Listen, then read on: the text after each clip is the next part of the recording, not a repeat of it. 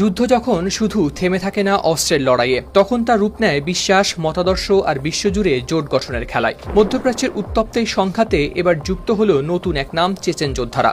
ইরানে যুক্তরাষ্ট্র ও ইসরায়েলের যৌথ আগ্রাসনকে ক্রুসেড বা ধর্মযুদ্ধ হিসেবে ঘোষণা দিয়েছে বিশ্বের অন্যতম দুর্ধর্ষ গেরিলা হিসেবে পরিচিত এই বাহিনী। চলমান যুদ্ধে ইরানের পক্ষে লড়াইয়ের ঘোষণাও এসেছে সশস্ত্র বাহিনীটির পক্ষ থেকে, যাকে সরাসরি জিহাদ হিসেবে আখ্যা দিয়েছে তারা। ইরানের রাষ্ট্র মালিকানাধীন সংবাদ মাধ্যম প্রেস টিভির প্রতিবেদনে প্রকাশ পেয়েছে এ তথ্য।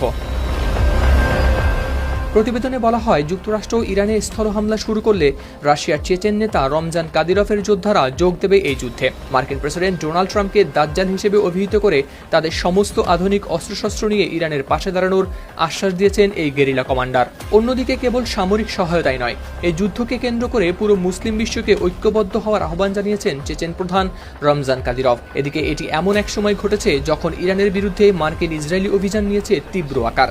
গেল কয়েক সপ্তাহের বিমান হামলার ব্যর্থতার পর প্রেসিডেন্ট ডোনাল্ড ট্রাম্পের নির্দেশে মার্কিন বাহিনী স্থল অভিযান শুরু করার পরিকল্পনা করছে বলে জানানো হয়েছে বিভিন্ন প্রতিবেদনে।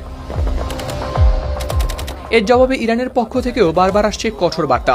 দেশটির সামরিক মুখপাত্র ইব্রাহিম জুলফাগার ইঙ্গিত দিয়েছেন, ইরানে আগ্রাসন চালালে আগ্রাসনকারীর পা কেটে দেওয়া হবে। তার বক্তব্যে উঠে এসেছে, ইরান কখনোই চাপের মুখে নতি স্বীকার করবে না। সেনাবাহিনীর এই মুখপাত্র আরও বলেন, শত্রুরা ইরানে হামলা চালিয়ে ভুল করেছে, এখন তারা ইরানকে আত্মসমর্পণে বাধ্য করতে চাইছে, যা কখনোই হবে না।